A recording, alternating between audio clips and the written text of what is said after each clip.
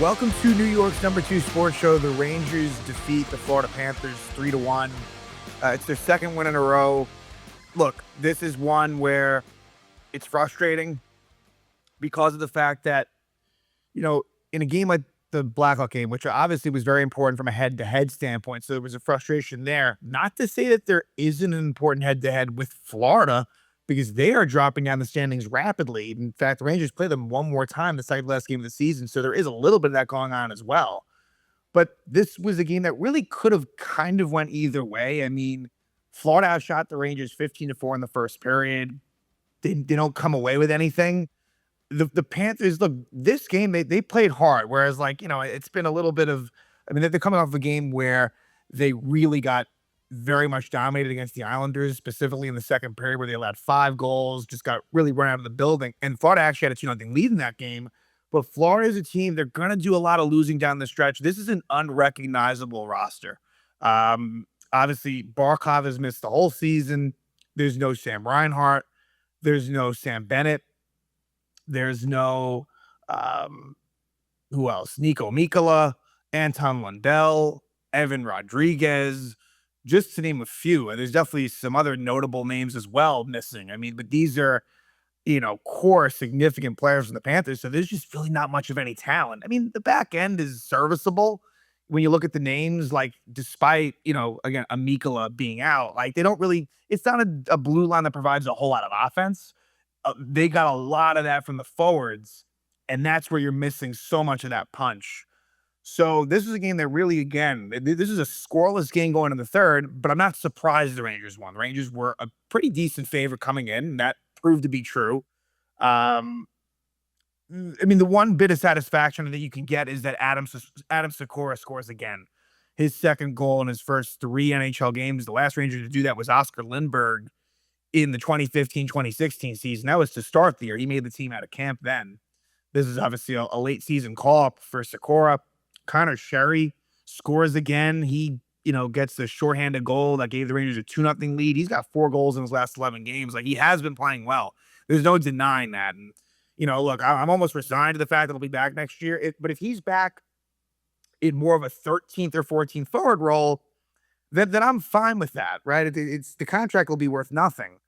But I just don't trust Sullivan. I feel like he will play more than you want him to. So that's the concern. If I had a coach who I knew could use him less, it'd be fine. I don't know if that'll be the case. But Igor Shesterkin, the other sort of small frustration is that Shesterkin really almost had a shut. If you're going to win, if the Rangers are up a certain amount in a game, I'll start rooting, just to kind of, pad some stats and things like that.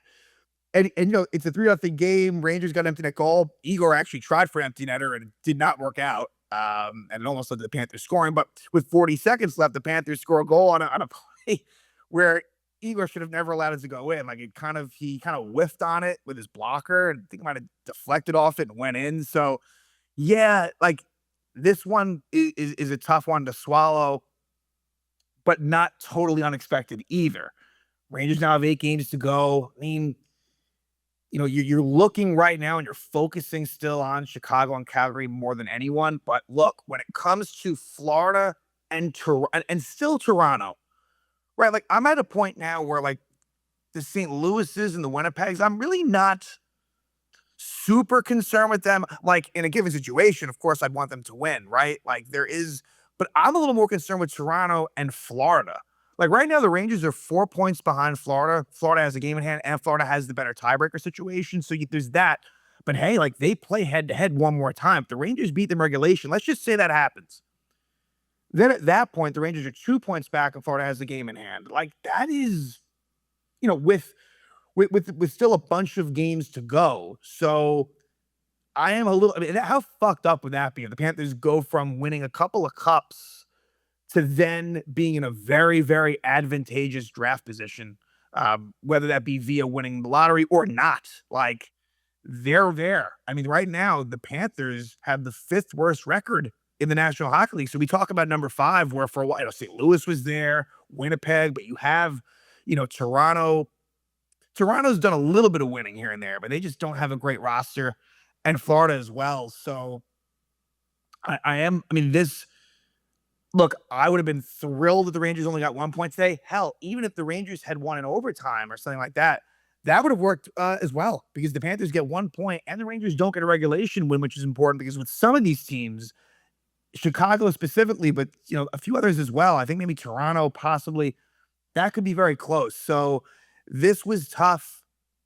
You know, again, you're not gonna lose every game, but when you play a team's important. And the Panthers, it's been a bit of a struggle for them this year, but for the Rangers to play the Panthers 2 times this late in the season is rather unfortunate because there was a time when the Panthers, they never really quite found it this year, but they were playing somewhat well. The Rangers, of course, did beat them in the Winter Classic, but that's an outdoor. It's a strange circumstance game. And Matthew Tkachuk missed a whole bunch at the beginning of the season. He's one of the few guys that's actually playing now and actually looking halfway decent. Um, but yeah, 30, 35 and now for the Rangers. Um, 69 points in 74 games, 11, 18, and 7 at home. They're racking up some of those regulation wins. I still believe they don't have a regulation home win within the division. And I think the last chance of that for that to happen is this next. Oh no, sorry, there's two more. Devils the next game, and then Washington Capitals a few games later. But um, as far as the lineup for this one, Igor Shesterkin was in net for the Rangers. No surprise there. Dylan Garand's still the backup. I don't know what the situation is, if we will see Jonathan Quick again. It seems like he's like slightly banged up, but not that badly. So how they divvy it up, your guess is kind of as good as mine. Like, I think Igor will get most of the starts, but you're going to see Grand again. And if there's any chance that Jonathan Quick is going to retire, whether we know it or not, I for that reason, I think they want to get him in there. If Jonathan Quick is totally planning on playing next year, which I don't know how he could be in terms of what's the interest league wide. So that might be a thing, though, more so for a little down the road. I think within, I guess, what we can say now within the next 4 to 5 games, let's just call it, it's going to be in a Shesterkin Garand combo where it's more Shesterkin. So we'll leave it at that. Noah Laba, he returns to the lineup for the Rangers, and Taylor Radish a healthy scratch. We saw Taylor Radish as a healthy scratch a little bit earlier in the year, so it's not the first time, but it is somewhat rare. This is probably, I'm not going to count those scratches that happened after his father passed away and he came back. I don't count those. I'm saying more earlier on. So it's been a handful of times, and it happens again. So they actually stick with Johnny Brodzinski, which is interesting. Now, Brodzinski, because you would have thought the reason for that would have been if Brodzinski was a center. He wasn't. Like, if Laba was a center, but Brodzinski, they rewarded him for a couple of goals in the last game against Chicago, and so he was on the wing, but that could be interchangeable. Now, Juuso Parssinen got sent down. It's just another further sign that, he's under contract next year, but, like, in the case of, like, a Parssinen and a Vakanainen, like, I don't really expect them to necessarily be back. I mean, you could throw Taylor Radish in that category as well. Another guy who's under contract next year for about 1.5 mil. Those guys are kind of a one and a quarter, 1.5. Not like big money, but not the minimum either. But Parssinen sent down, and don't necessarily know that we're going to see him again this season. For the Rangers, Adam Edstrom, third straight game with him as a healthy scratch. I guess what I could see now with that fourth line left wing, because look, Hamelash deserves to stay in the lineup, and I think he will. You have Laba right now on fourth line center, which I'm okay with for now. I think that the ultimate plan for him is third line center. And look, Laba may end up being a fourth line. Laba may end up being a fourth line guy, not a third line guy. But I think for now they're sticking with Miller.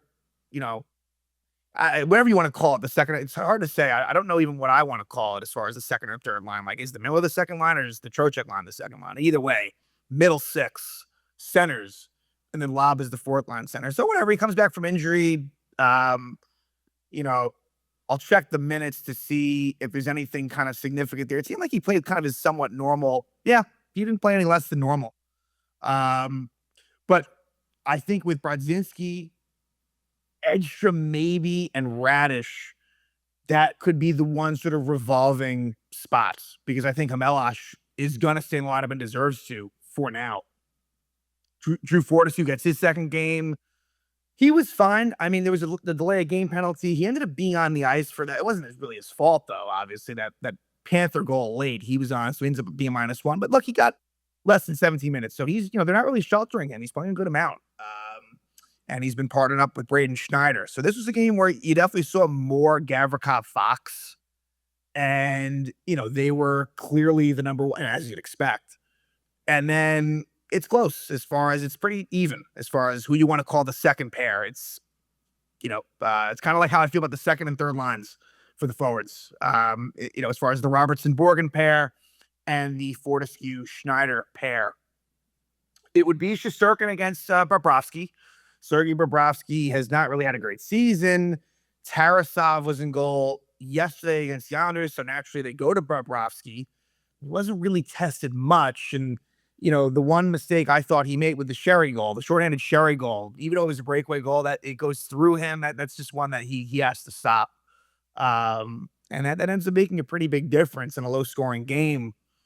But Florida was the better team for most of the first. Now, in the beginning, the first half of the period, maybe less than that, it was low event, even, I would call it. I wouldn't say one team had an edge over the other. And then Drew Fortescue takes delay game penalty at 7:53. Panthers get some chances on the power play, don't score. And then from there, the Panthers really did control the rest of the period to the point where they had shot the Rangers 15-4, but the Panthers don't have any real scoring. I mean, again, I know they had Matthew Tkachuk. We can name people for sure, but it's just not, Carter Verhaeghe, but there is not much. I mean, this is a bare bones forward unit for the Florida Panthers. And so, at 1935, Adam Sykora gets into his first fight with Luke Cunnin. Wasn't a very long one. I wasn't even sure if they were going to call it a fight. It could have been like, maybe a double minor for roughing or something. But they do drop the gloves.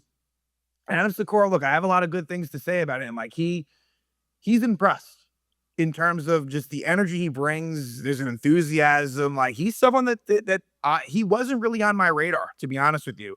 But from what I've seen here, like, look, he is going to be in play for next season as a guy in the bottom six. Again, there's a lot to happen between now and then.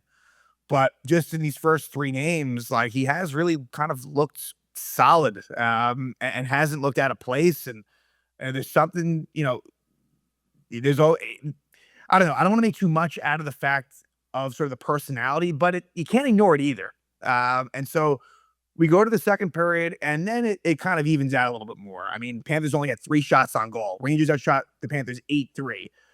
But again, give the Rangers the edge for that period, but it was somewhat close.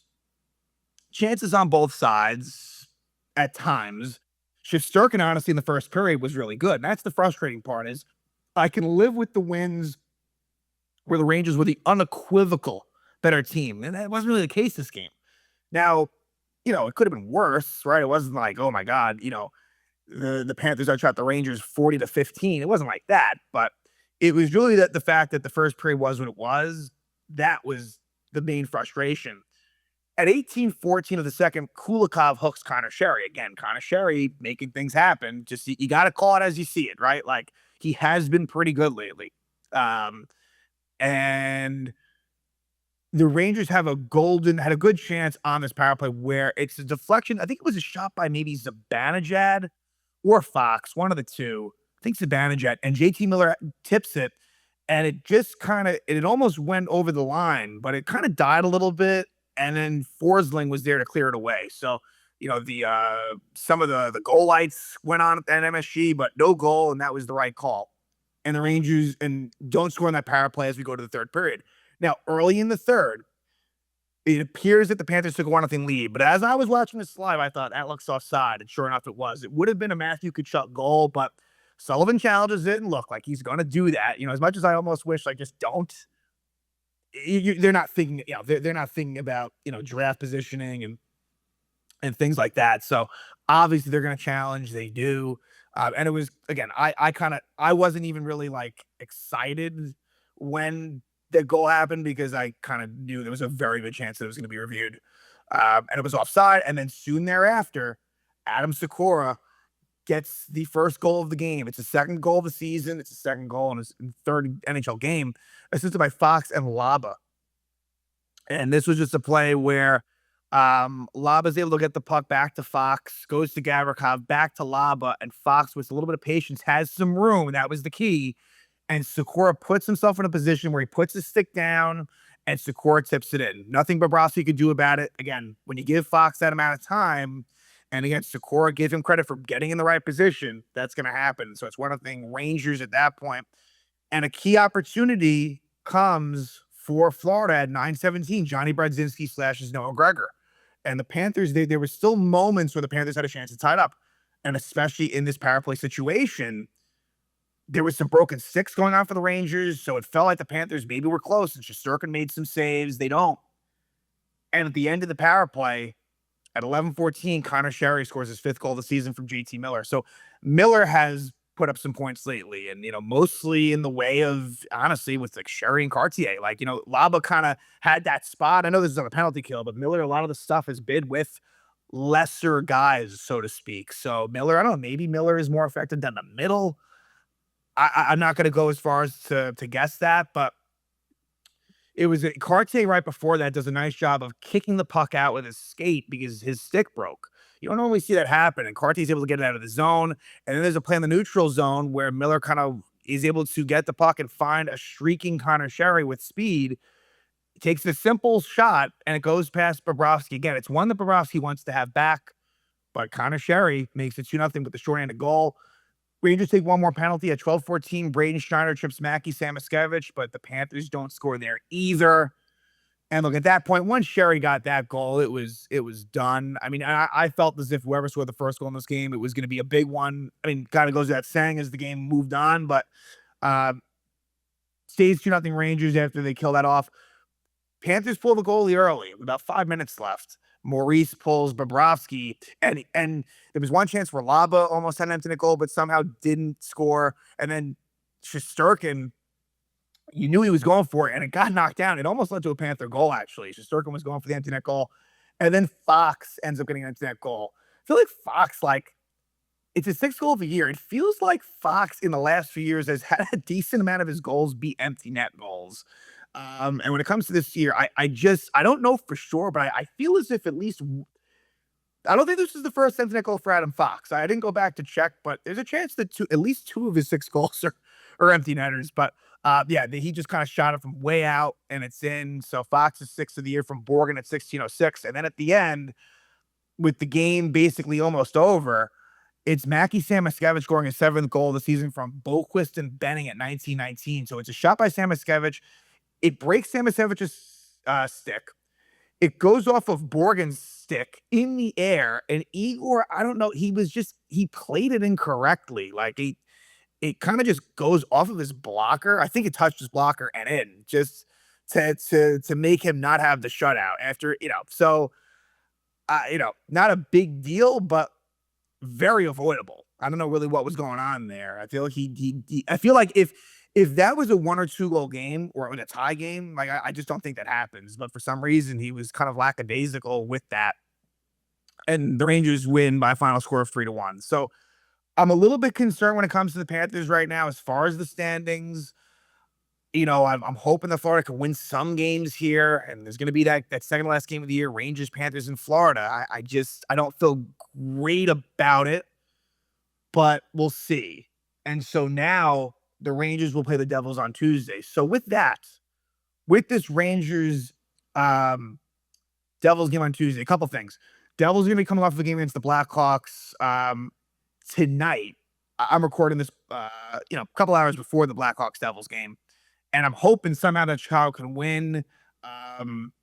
Not too optimistic with the way Chicago looked the last couple of games, but, kind of works as a double whammy if, the Devils kind of come off of a loss to Chicago, but there's always going to be that motivation in a Ranger Devil game. So my feelings on the Devils Rangers game, looking at it in the lens of wanting the Rangers to lose. The good news is the Devils have matched up very well with the Rangers in the 2 games they played, right? And if Jack Hughes is on his game, the Rangers are going to have a tough time containing him. On the flip side, the Rangers should and probably will have a heavy motivation, having just lost the Devils twice recently, to not get swept by them after already having lost all 4 games to the Islanders. Again, I think that the Islander thing is kind of me saying that, and that's not really a thing. But the Devil thing is real, where, those wins happened in March. And the most recent one was only less than a couple weeks ago, also at Madison Square Garden. So right? What wins out? Just the overall, just being the better, you know, better matchup and on ice stuff, or just kind of being due and not getting swept and having that sort of motivation. We'll find out, right? I feel better about this Devil game than I did in the Blackhawks Panthers game, right? Without question, as far as the Rangers losing. And the Rangers have been streaky. They had that streak where they were getting points all over the place, and then it turned into losing. The key for me now is nip it right now. You won two in a row. Don't turn this, because I don't know. They are capable of kind of going either way. So that should be a pretty close game, in my opinion. And we'll see what happens. So, and first off, we'll see what happens as far as Devils Blackhawks tonight. And then, Devils Rangers Tuesday night, which will be the third of 7 straight games at home. Got a lot of Madison Square Garden action for the Rangers. Like I said earlier, like they're gonna win.